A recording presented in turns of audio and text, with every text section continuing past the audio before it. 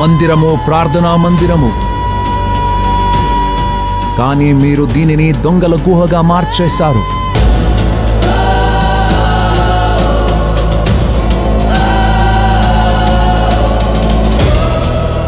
అతన్ని అంతమొందిద్దాం,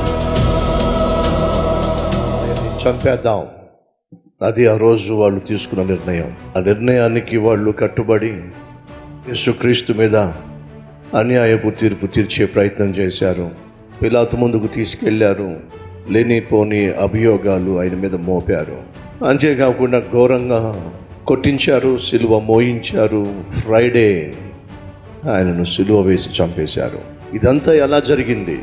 అసలు గురువారం రాత్రి ఏం జరిగింది? శుక్రవారము యెరూషలేములో ఏ సంఘటనలు చోటు చేసుకున్నాయి? వచ్చే ఫ్రైడే ఏ ఒక్కరు మిస్ కాకండి. మీరు రండి, మీతో పాటు మీ కుటుంబాన్ని తీసుకురండి. ఎవరైతే బాగుపడాలని ఆశపడుతున్నారో, యేసు ప్రేమను గుర్తించాలని కోరుతున్నారు, వారందరినీ కూడా ప్రేమతో ఆహ్వానించండి.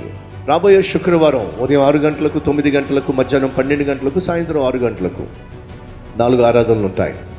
కాబట్టి ఈ 4 ఆరాధనలో కూడా సిలువ ప్రదర్శన ఉంటుంది, కని విని ఎరువుని రీతిలో. కాబట్టి మీ ఫ్రెండ్స్ని, బంధువులను, ప్రాముఖ్యంగా మీ కుటుంబ సభ్యులను తప్పక ఆహ్వానించండి.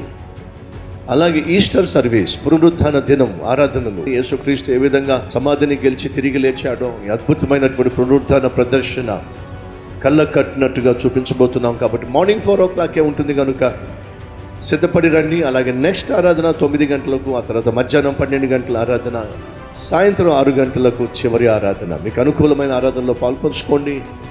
క్రీస్తు పునరుత్థాన శక్తితో మీరు నింపబడి ఆయన పునరుత్థాన బలాన్ని మీరు పొందుకొని నిత్య జీవానికి వారసులగుటకు అద్భుతమైనటువంటి ఆరాధనలో పాల్పంచుకోవాల్సిందిగా కోరుతున్నాను. స్థలం కల్వరి టెంపుల్, అనంతపురం.